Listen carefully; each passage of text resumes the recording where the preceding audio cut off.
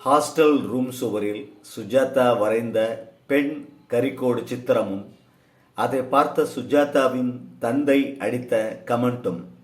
Sujatha hostel தினங்கள். என் hostel தினங்களில் நிகழ்ந்த ஒரு சம்பவத்தை குறிப்பிட விரும்புகிறேன். திருச்சி செயின்ட் ஜோசப் கல்லூரியில் பிஎஸ்சி முடித்த கையோடு சென்னை குரோம்பேட் எம்ஐடியில் படித்து கொண்டிருந்தேன். அப்போது அங்கு சீனியர் மாணவர்களுக்கு தனி அறை ஒதுக்கப்பட்டு இருந்தது. என் அறையின் சுவர்களில் கண்டபடி கரிக்கோடு படங்கள் வரைந்திருந்தேன். என் தந்தை அப்போது பாபநாசத்தில் இன்ஜினியராக இருந்தார். திடீரென்று ஒரு நாள் சொல்லாமல் கொள்ளாமல் என்னையும் ஸ்டான்லியில் மெடிக்கல் படித்து கொண்டிருந்த என் அண்ணனையும் பார்க்க வந்து விட்டார். ஒரு கடிதம் போட்டுவிட்டு வர வேண்டாமோ? கதவு தட்டப்படுகிறதே, யாராவது நோட்ஸ் கேட்க வந்திருப்பார்கள் என்று அலட்சியமாக கதவை திறக்கிறேன். என் அப்பா நிற்கிறார்.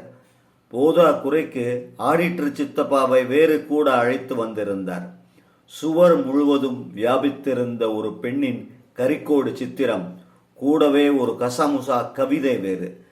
நான் உள்ளுக்குள் ரொம்ப சிறுமைப்பட்டு பேயர்ந்தார் போல் விழித்து அவசரமாக மெஸ்ஸில் போண்டா நன்றாக இருக்கும் என்று அவர்களை மெஸ்ஸுக்கு அழைத்துச் சென்றேன். அப்பா மௌனமாகவே இருந்தார். எனக்கு குற்ற உணர்ச்சி வெள்ளம் போல ததும்ப, அது என்னாச்சுன்னா என்று 2 முறை ஆரம்பித்து என்னுடைய விளக்கத்தை கைவிட்டு விட்டேன். எப்படி அவருக்கு விளக்குவது? நான் அப்படிப்பட்ட ஆசாமி இல்லை. பாடப்புத்தகங்களை ஒழுங்காக படிக்கிறவன். ஏதோ கிறுக்குத்தனத்தால் விதிவிலக்காக அந்த சித்திரத்தை வரைந்து விட்டேன்.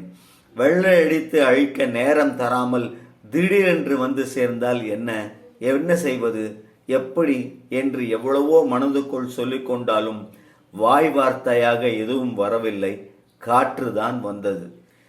இது நடந்து பல வருடங்கள் ஆகி அப்பா இறக்கும் வரை அந்த சம்பவத்தை நேரடியாக என்னிடம் கேட்கவே இல்லை.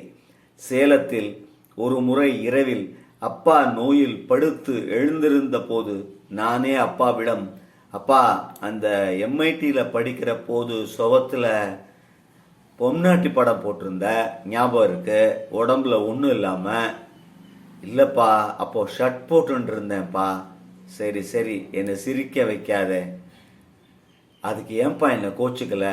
என்னதான் அப்படிலாம் படம் போட்டாலும் நல்லா படித்து வெளியில் வந்துடுவான்னு தெரியும்ப்பா எனக்கு.